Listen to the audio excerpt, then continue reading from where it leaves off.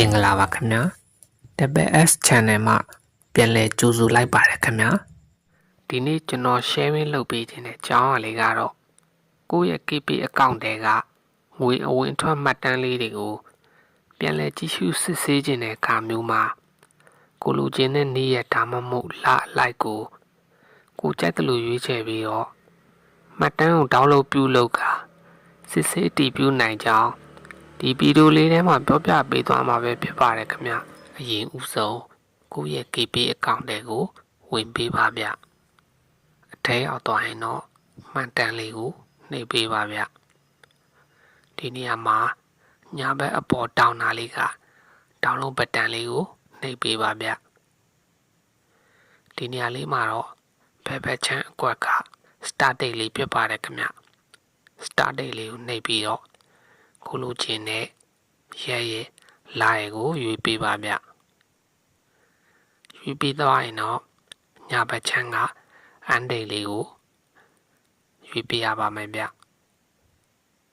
KP မှတ်တမ်းကအများဆုံး3လအထိပဲရွေးချယ်လို့ရပါတယ်ခင်ဗျကိုတေချာရွေးပြီးသွားရင်ဆိုရင်တော့ OK လေးကိုနှိပ်ပေးလိုက်ပါဗျဒီနေရာလေးမှာတော့ကိုလက်ရှိသုံးပြုနေတဲ့ email လေးကိုမှန်မှန်ကန်ကန်လေးရိုက်ထည့်ပေးလိုက်ပါဗျကိုဖုန်းထဲမှာလက်ရှိဝင်ထားတဲ့ email လေးဆိုရင်ပိုအဆင်ပြေပါတယ်ခင်ဗျတေချာတော့ရိုက်ထည့်ပြီးသွားတဲ့အခါကျရင်တော့ PDF ဒါမှမဟုတ် Excel လေးကိုနှိပ်ပြီးတော့ရယူမီကိုနှိပ်ပေးလိုက်ပါဗျပြီးခဏလောက်စောင့်ပေးပါဗျအခုလို့ဆိုရင် digital statement လေးကိုယ့်ရဲ့ email တွေကိုပို့ပေးလိုက်ပါပြီဗျ refresh လေးလုပ်ပြီးတော့ email ထဲမှာစစ်ကြည့်ပါမယ်ခင်ဗျ note ထဲမှာတော့ statement လေးဝင်နေပါပြီဗျအခုဆိုရင်တော့ကျွန်တော်တို့လိုချင်တဲ့ KP မှတ်တမ်းလေးက PDF ဖိုင်လေးနဲ့ email တွေကိုရောက်ရှိနေပါပြီဗျ download ဘတ်တန်လေးကိုနှိပ်ပြီးတော့ print out ထုတ်ပြီးကိုကြိုက်တယ်လို့ကြည့်ရှုစစ်ဆေးနိုင်ပါတယ်ဗျ KP user များအားလုံးအဆင်ပြေမယ်လို့မျှော်လင့်ပါတယ်ခင်ဗျကျွန်တော်ရဲ့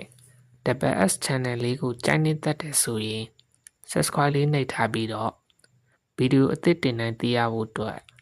subscribe ဘေးက notification ခေါင်းလောင်းလေးကိုလည်းနှိပ်ထားပေးပါဦးဗျကျွန်တော်ရဲ့ညီကိုမောင်နှမများအားလုံးကျမ်းမာပျော်ရွှင်ကြပါစေဗျ